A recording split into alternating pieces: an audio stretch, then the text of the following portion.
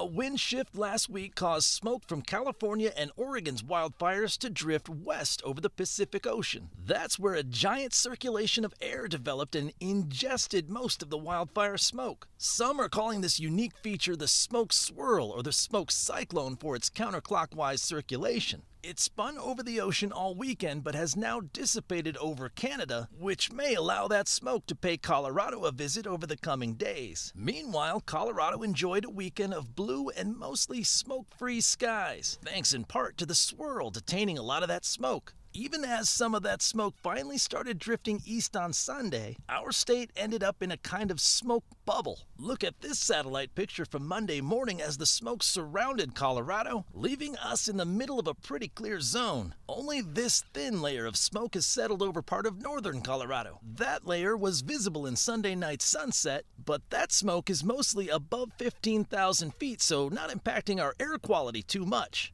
That, unfortunately, is forecast to change. Starting Tuesday, winds from the northwest will likely transport high concentrations of western wildfire smoke to Colorado. That air will be sinking as it comes over the mountains, so that means it could transport the smoke to ground level and will likely be very visible to most of northern Colorado, including the Front Range. Meteorologist Cory Reppenhagen, 9 News.